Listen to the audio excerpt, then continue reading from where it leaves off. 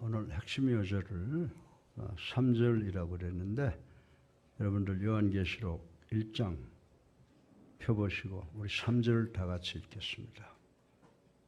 요한복음 1장 3절입니다. 신약성경 399페이지요. 찾으신 줄로 알고 같이 읽습니다. 시작. 이 예언의 말씀을 읽는 자와 듣는 자와 그 가운데서 기록한 것을 지키는 자는 복이 있나니 때가 가까움이라. 아멘. 하나님을 사랑하시면 우리 다 같이 아멘 하십시다. 아멘. 옛날부터 우리나라에서는 장수, 물질, 건강, 덕 그리고 천수를 살다가 편안히 죽는 것, 이 5가지를 갖춘 사람을 복 있는 사람이라고 칭한다고 하는 것을 우린 잘 알고 있습니다. 물론 이 5가지 복은 사람들에게 더없이 중요한 것이지만 우리 그리스도인들에게는 이보다 더 좋은 진정한 복이 있다고 하는 것을 우린 잘 알고 있습니다. 사도 요한이 pat모섬에서 예수 그리스도로부터 받은 계시록에는 하나님의 말씀을 읽고 듣고 지키는 사람이 복되도다 라고 이렇게 정의를 해 두었습니다. 이제 오늘 설교의 본론으로 복에 대하여 그리고 복받은 우리 성도들이 실천해야 하는 충성에 대하여 생각해보고 함께 은혜 받기를 주님의 이름으로 축원합니다. 오늘 설교 본론의 첫째로 말씀을 읽는 자가 복이 있다라고 하셨음을 생각해 보겠습니다. 우리 다 같이 본문 3절 상반절을 함께 읽어보겠습니다. 시작. 이 예언의 말씀을 읽는 자들이 복이 있나니. 아멘. 이 본문에서 읽는 자란 혼자서 읽는 자가 아니라 회중을 대표해서 읽는 자를 의미하고 있습니다. 그러나 하나님의 말씀인 성경은 비단 공석상에서뿐만이 아니라 개인적으로 혹은 가정적으로도 읽혀져야 함을 성경 여러 곳을 통해서 우리에게 교훈을 주고 있습니다. 먼저 신명기 17장 19절에는 개인적으로 읽어 하나님을 경외하기를 배우라고 명령을 하고 있습니다. 하나님을 경외하고 하나님의 도를 지키는 것은 우리 믿는 자들의 첫 번째 사명임을 우린 잘 알고 있습니다. 우리 성도는 열심히 성경을 읽어서 하나님께 예배드리고 하나님의 말씀에 순종하는 도리를 터득하여 하나님께 영광을 돌려야 하겠습니다. 그리고 성경은 가정적으로도 읽혀져야 한다고 하는 것입니다. 신명기 6장 6절에서 7절에 보게 되면 하나님의 말씀을 자녀들에게 부지런히 가르치며 강론하라라고 명령을 하고 있습니다. 가정적으로 하나님의 말씀이 잘 읽혀지기 위해서는 무엇보다도 가정예배에 충실해야 한다는 것입니다. 가정예배는 자녀들의 신앙뿐만이 아니라 교육에도 중요한 역할을 한다고 성경은 누누이 가르쳐주고 있습니다. 잠언 1장 7절에 보면요, 하나님을 경외함이 지식과 지혜의 근본이라고 말씀하시고 있기 때문입니다. 그러므로 우리 성도들은 성경을 열심히 읽어야 되는 줄로 믿으시기 바랍니다. 또한 성경은 공석상에서 읽혀져야 합니다. 신명기 31장 11절에 하나님의 말씀을 낭독하여 온 이스라엘이 듣게 하라 라고 말씀을 하셨습니다. 여러분들 에레미야 36장 6절에도 여호와의 집에서 백성의 귀에 성경을 낭독하라 라고 명령을 하고 있습니다. 사도 바울 선생은 안디옥에 이르러 안식일에 회당에서 율법과 선지자의 글을 읽었다고 기록이 되어 있습니다. 그리고 누가복음 4장 16절의 낭독은 유대인 예배의 중요한 순서여 중심이었음을 강조하고 있는 모습을 우리는 볼 수가 있습니다. 회당에서 성경 낭독은 회중 중 7인이 읽었으며 만일 그들 중에 레위인이 있으면 그들에게 낭독권을 이양해 주었다고 하는 말씀이 기록되어 있습니다. 초대교회 성도들도 유대교 회당의 예배 순서를 본받아 성경 낭독이 예배의 중심이 되었으며 사도와 장로와 집사들에 의해서 읽혀졌다고 하는 기록이 있습니다. 이 전통은 오늘의 21세기 현대교회 성도들에게도 이어져 예배 때의 성경 봉독은 주로 직분자들에 의해서 행해지는 것을 우리는 경험하고 있다고 하는 것입니다. 성경이 누구에 의하여 어떻게 읽혀졌든 공석상에서의 성경 낭독은 대단히 중요하다라고 하는 것을 우리는 깨달아야 된다라고 하는 것입니다. 여러분들 느헤미야서 8장 19절에서 에스라가 율법을 낭독하고 해석했을 때 백성들이 말씀을 듣고 회개하여 크게 울었다고 하는 기록이 있는 것을 우리는 볼 수가 있습니다. 사랑하는 성도 여러분, 이제 21세기를 살아가는 우리 그리스도인들도 성경 낭독을 통하여 회개 운동을 일으켜야 되는 줄로 믿으시기를 주님의 이름으로 축원합니다. 사랑하는 성도 여러분, 요한계시록은 결코 우리를 복잡하게 만들고 우리로 하여금 하나님의 말씀 앞에서 우리가 지은 죄 때문에 무기력함을 느끼도록 하기 위해서 협박으로 경고성으로 준 말씀만이 아니라고 하는 것을 우리 명심해야 된다라고 하는 것입니다. 오히려 이 요한계시록은 인간들에게 있어서 가장 어려운 난제인 우리의 역사 끝에 대한 하나님의 분명한 뜻과 섭리를 명쾌하게 해설해 주고 있다는 사실을 우리는 깨달아야 된다라고 하는 것입니다.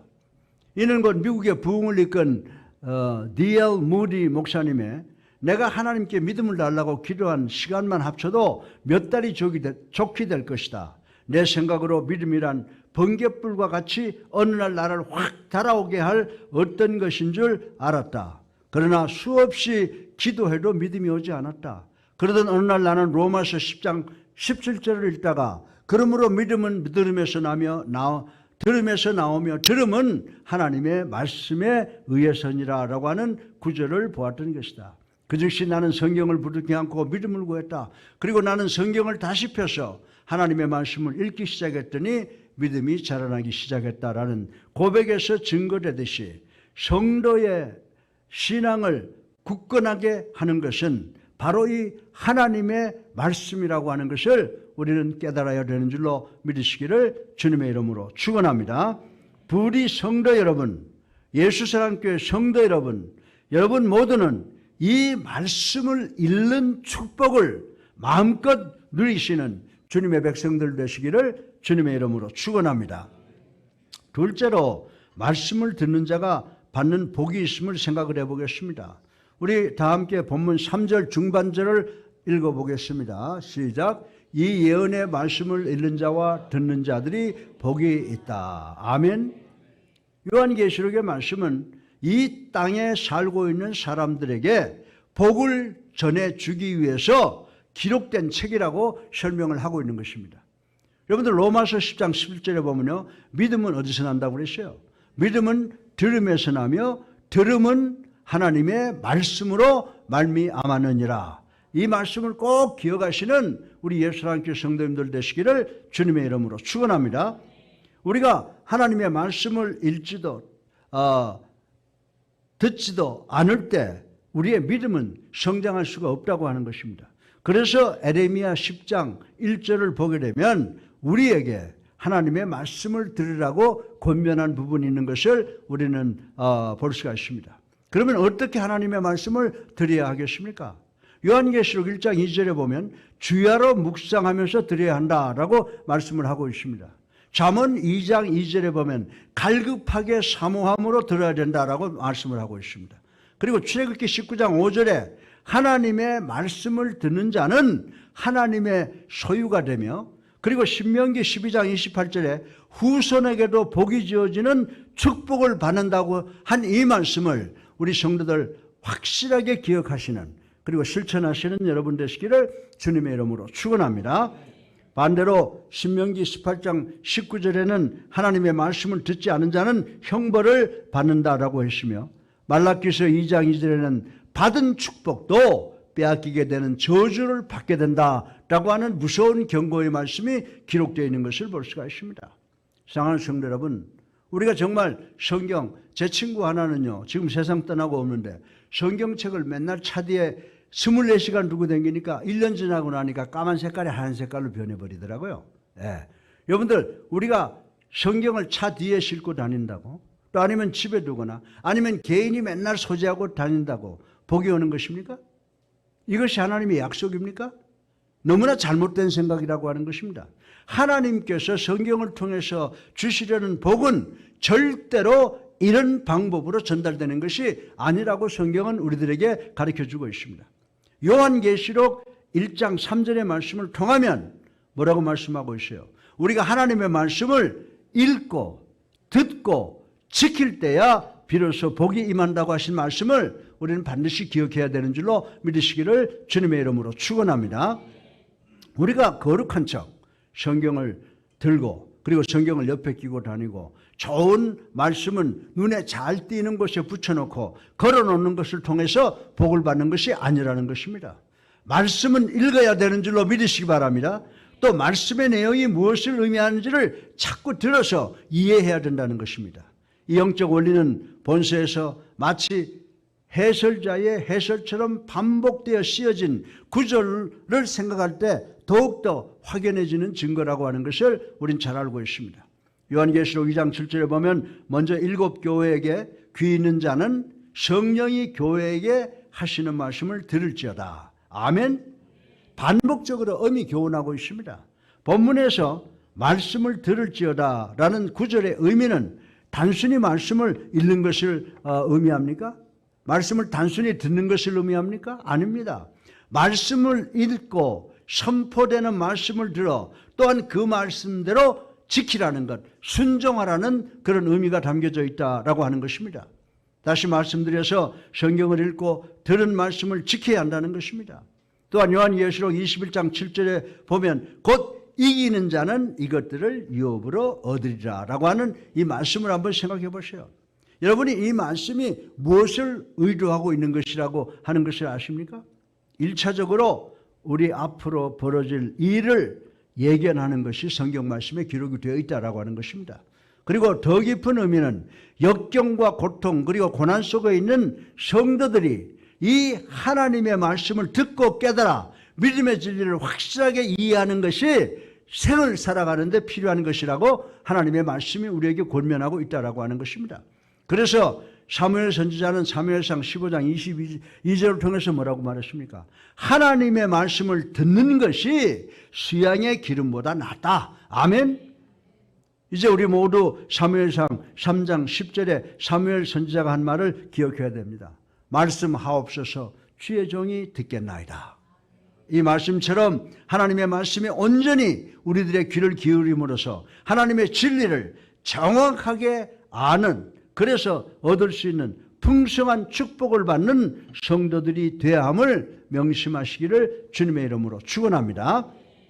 셋째로 말씀을 읽고 듣고 그리고 지키는 자가 복이 있다라고 하셨음을 생각해 보겠습니다. 요한계시록 1장 3절 하반절을 우리 함께 읽어보겠습니다. 시작. 그 가운데 기록한 것을 지키는 자는 복이 있나니. 아멘. 하나님의 말씀을 지킴은 행함이요, 이 행함은 순종이며 이 순종은 바로 이 자리에 앉아있는 여러분 우리 성도의 의무라고 성경은 이야기를 해주고 있습니다. 야고보서 2장 17절에 행함이 없는 믿음은 그 자체가 죽은 것이라고 선언했던 바, 하나님의 말씀을 읽고 들은 말씀을 지키지 않는 사람은 참된 성도라고 우리가 할 수가 없다라고 하는 것입니다. 빌라델피아 교회는 주님의 말씀을 잘 지킴으로 주님의 칭찬을 받은 교회라고 하는 것을 우리는 잘 알고 있습니다. 그러면 어떻게 말씀을 지켜야 칭찬받을 수 있습니까? 먼저 여인이 정절을 지키듯 지켜야 한다는 것입니다. 현숙한 여인에게 정절이 생명인 것처럼 우리 성도들에게는 믿음의 정절이 생명인 줄로 믿으시기를 주님의 이름으로 축원합니다. 믿음의 정절이 뭐예요? 하나님의 말씀인 줄로 믿으시기를 주님의 이름으로 축원합니다. 우리 예수사랑교회 그리스도의 교회는 우리 교회의 머리 위에 있을 것이 아무 권위도 없어요. 오직 하나님의 말씀의 권위밖에 없다는 사실을 다시 한번 기억하시는 우리 모두가 되기를 주님의 이름으로 축원합니다.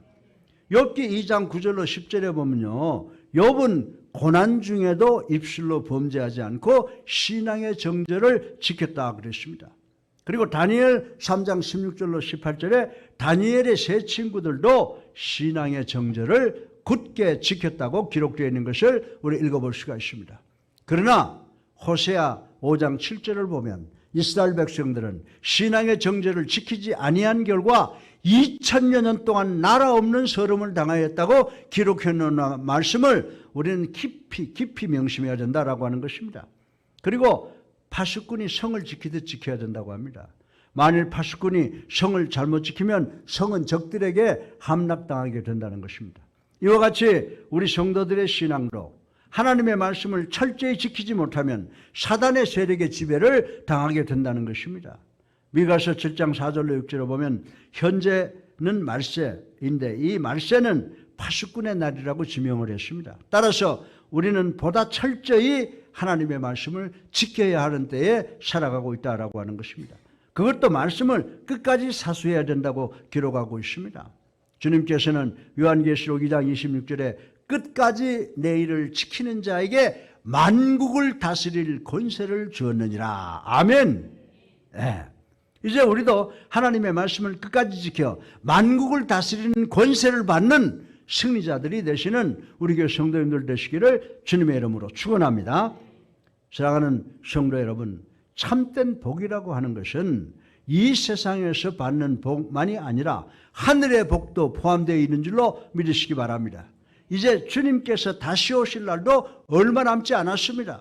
우리는 하나님의 말씀을 읽고 듣고 온전히 지킴으로 이 땅에서도 복받고 하늘나라에서도 복받는 성도가 되시기를 주님의 이름으로 간절히 축원합니다. 예. 그렇다면 우리는 어떤 태도로 성경을 대해야겠습니까? 이에 정답을 제시한 한 소년의 스토리가 있습니다. 이 소년은 믿음 생활을 열심을 내었지만은 그의 아버지는 믿지 아니하는 분이기 때문에 그의 신앙생활은 평탄치만 않았다고 하는 것입니다. 그러나 그에게 가장 어려웠던 것은 아버지가 성경을 읽지 못하도록 하는 것이었다고 고백을 했습니다. 그러나 아버지의 만류에도 불구하고 소년은 매일 성경을 열심히 읽었습니다. 이러한 전쟁을 항상 치르던 중 어느 날 아버지는 아들이 읽고 있는 성경책을 빼앗아서 불에 던져버렸습니다. 그러나 뜻밖에도 아들은 성경이 타는 것을 보고 웃고 있는 것이었습니다. 소년의 아버지가 아무래도 이상해서 그 이유를 묻자 아들은 담대하게 이렇게 말했습니다. 왜 웃느냐고요? 아버지께서 저 성경책은 태울 수 있지만 제 마음속에 살아서 역사하시는 하나님의 말씀은 태울 수 없기 때문에 나는 항상 기뻐합니다 라고 했다고 하는 이야기가 있습니다. 그렇습니다. 소년은 성경을 눈으로만 읽은 것이 아니었습니다. 가슴과 심장과 온 몸으로 읽었던 것이라고 생각할 수가 있습니다. 사랑하는 예수님께 성도 여러분, 이것이 성경을 대하는 우리의 태도가 되어야 되는 줄로 믿으시기 바랍니다. 부디 성경을 읽고 선포되는 말씀을 들어 완전하게 이해하고 성경을 공부한 것에 있어서 여러분의 온 마음과 정성과 노력을 다하여 실천하셔서 우리 하나님께 영광을 돌리시는 우리 성도님들 되시기를 주님의 이름으로 축원합니다.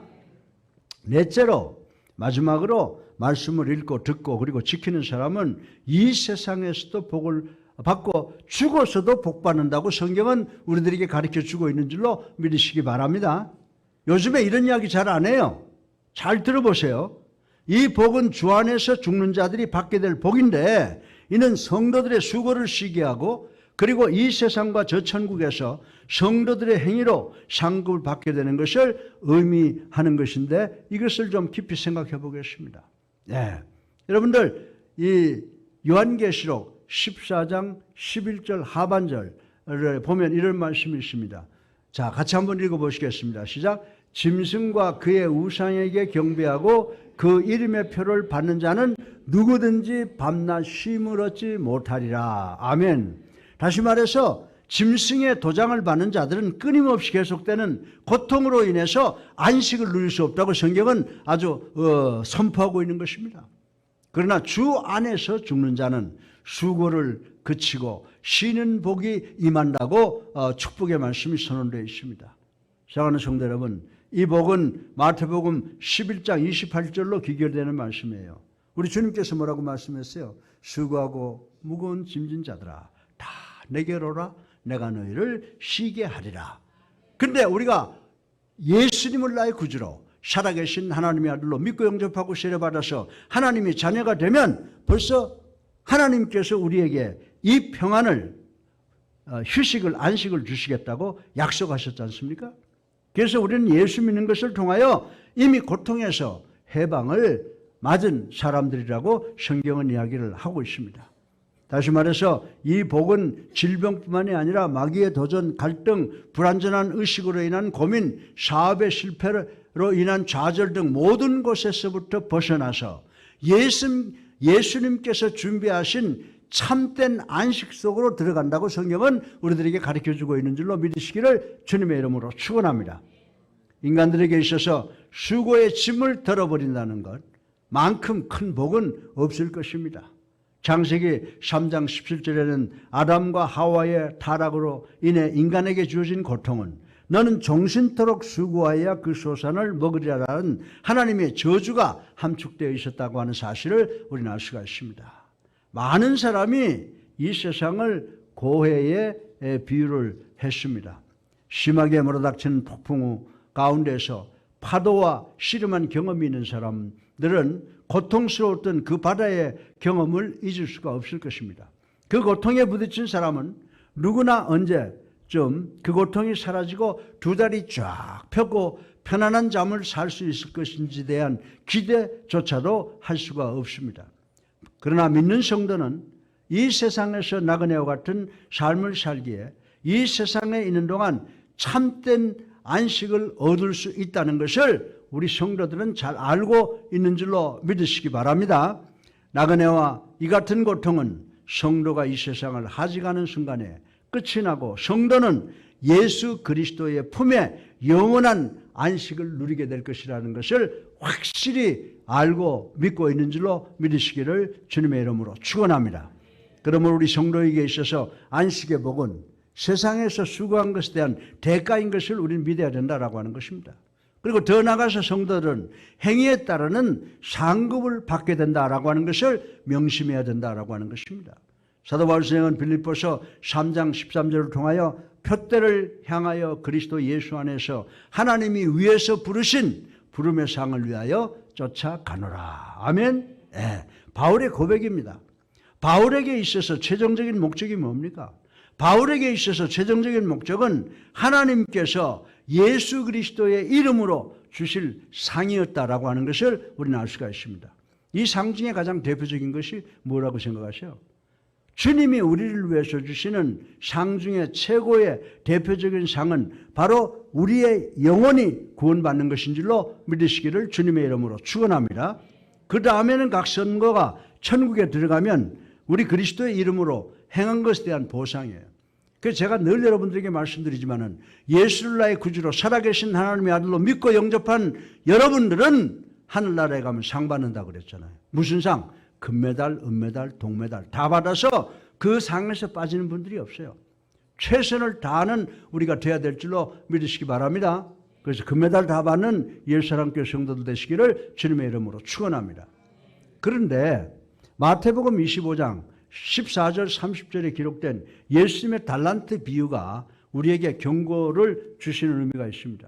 이 비유에서는 5달란트 받은 종과 2달란트 받은 종은 주인의 말에 순종하여 열심히 일해서 어떻게 했어요?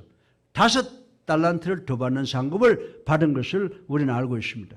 그러나 1달란트 받은 종은 주인의 말에 순종하지 않았기에 상급 대신에 책망과 저주를 받았다고 하는 것을 우리는 잘 알고 있습니다.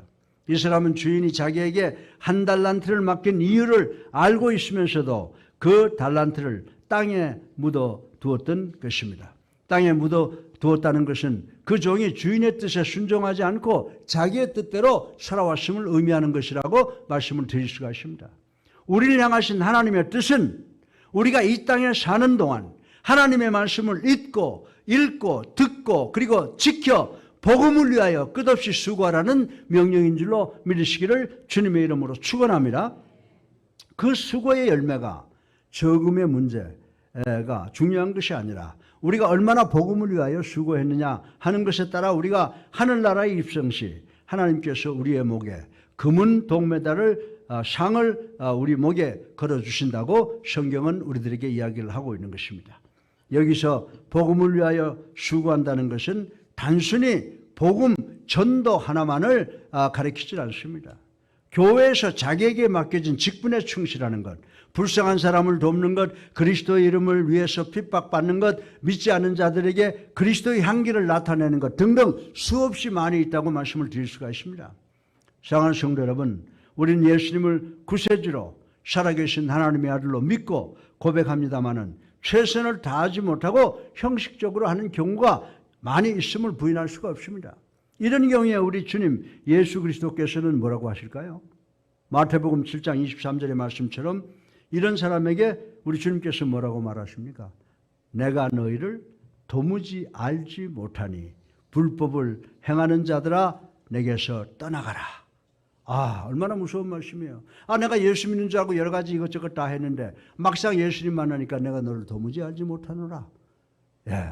얼마나 무서운 말씀이에요. 우리가 이런 말씀 듣지 않기 위해서 진심으로 그리스도를 위한 사역에 참여해야 되는 줄로 믿으시기를 주님의 이름으로 축원합니다. 우리 성도들은 이런 불행을 당하지 않고 오히려 수고를 그치고 쉬는 복과 함께 행위에 따르는 상급을 받아야 된다고 하는 것을 확실히 명심하시는 우리 예수람교회 성도님들 되시기를 주님의 이름으로 축원합니다.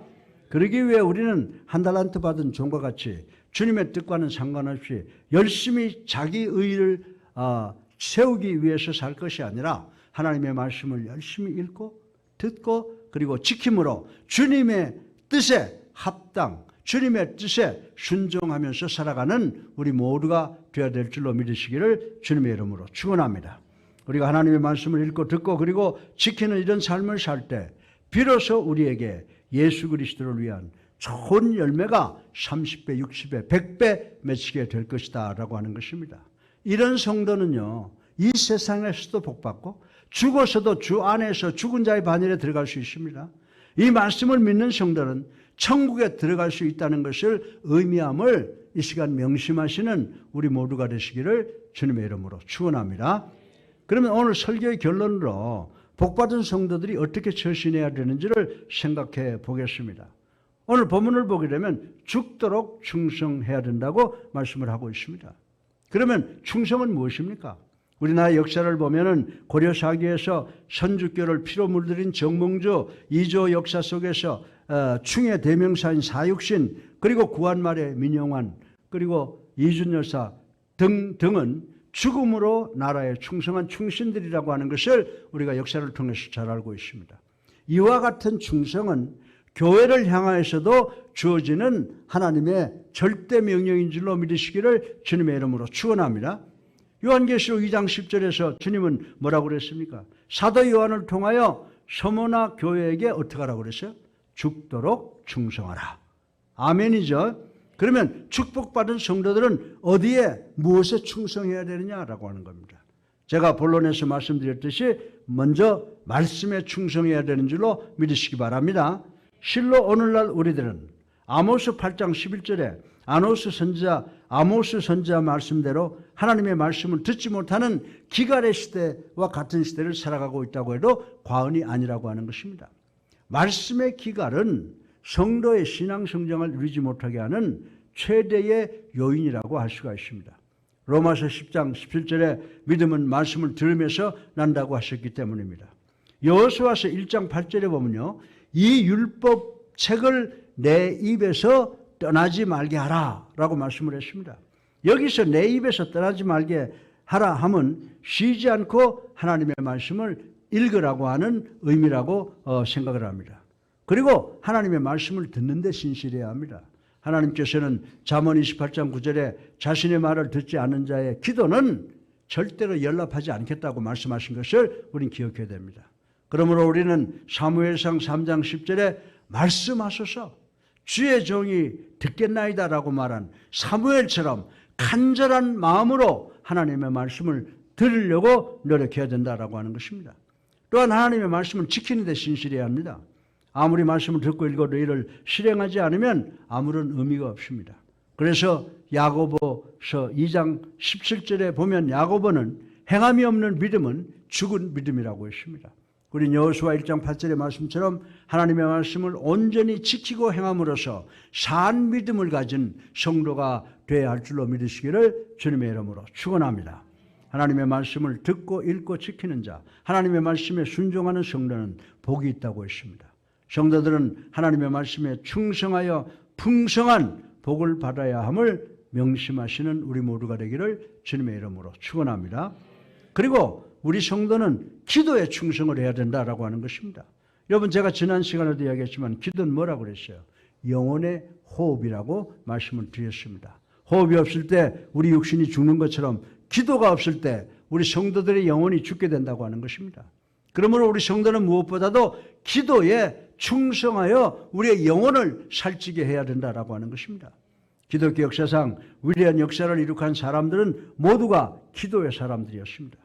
믿음의 조상 아브라함은 가는 곳마다 하나님 앞에 제단을 쌓고 기도했다고 기록이 되어 있습니다. 사무엘상 1장 10절로 20절에 한나는 기도로 사무엘을 낳았으며 사무엘상 7장 5절에 보면 사무엘도 기도로 낳은 아들답게 미스바에서 기도로 이스라엘 백성을 회개시켰으며 사무엘상 12장 23절에 사무엘 선지는 결국 자기는 기도하기를 쉬는 죄를 절대로 범하지 않겠다고 하나님 앞에서 맹세한 모습을 우리는 볼 수가 있습니다. 그리고 열왕기 하 2장 11절에 엘리야 선지자는 에녹처럼 죽지 않고 회리바람을 타고 승천했으며 엘리야는 기도로 그 막강한 아합 왕을 굴복시켰다고 하는 것입니다. 그리고 엘리야는 열왕기상 18장 41절로 45절에 보면 3년 반 만에 복의 단비를 가뭄으로 메마른 지면에 내리게 했다고 하는 것을 우리는 잘 알고 있습니다. 신약에서 주님의 동생 야고보는 얼마나 무릎을 꿇고 기도를 하였던지 그의 무릎이 낙타 무릎같이 되었다고 기록된 말씀을 우리는 읽어볼 수가 있습니다. 사랑하는 성도 여러분, 기도 없이는 개인이든 교회든 그리고 국가 민족이든 발전과 부흥을 기대할 수가 없다고 하는 것입니다.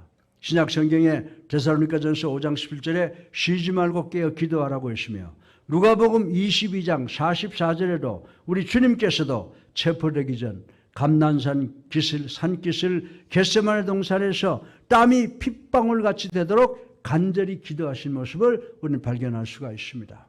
우리 성도 개인도 주님처럼 기도에 충성하여 응답받고 여러분 가정과 직장을 복되게 하고 교회를 부흥시키는 그리고 국가와 민족을 하나님 앞에 바로 서게 하여 부강하게 만드는 우리 성도들이 되어야 되는 줄로 믿으시기를 주님의 이름으로 축원합니다. 사도 바울은 고린도전서 4장 2절을 통해서 맡은 자들에게 구할 것은 충성이라고 했습니다. 직장에서도 자기 직책에 충실하지 못한 사람은 퇴보할 수밖에 없습니다. 우리 성도가 하나님께서 맡겨주신 직분을 태만하면 그 직분을 거두어 가시겠다고 말씀을 했습니다. 그러므로 성도는 주어진 직분에 충실해야 됩니다. 여러분들 성 어거스틴을 잘 아시죠? 성 어거스틴을 개종시킨 교부 암브로스는요, 하나님 앞에 더없이 충성된 사람이었습니다. 그는 불법과 결코 타협하지 아니하였으며 교회에서는 하나님의 권위 이외에는 어떤 권위도 인정하지 않는 그런 분이셨습니다. 이분은 당시 막강한 권력자인 로마의 데오디시우스 황제를 굴복시켜서 황제를 끌어내려서 평신도의 자리에 앉게 한 참으로 하나님 앞에 충성된 종이었다라고 하는 것이 교회사에 남아있는 것입니다. 이는 사회적 지위와 권위가 판을 치고 가치관이 혼란된 현대교회와 그 지도자들이 받아야 할 충성의 금과 옥조라고 저는 말씀을 드리고 싶은 것입니다. 충성이라는 것은 교육자나 지도자에게만 요구되는 것이 아닙니다. 모든 성도들에게 다 요구되는 덕목인 줄로 믿으시기 바랍니다. 교회의 예배와 행사에 적극적으로 참여하는 것이 충성인 줄로 믿으시기를 주님의 이름으로 축원합니다. 주일 성수는 충성 중에 가장 큰 으뜸가는 충성이라고 하는 것입니다.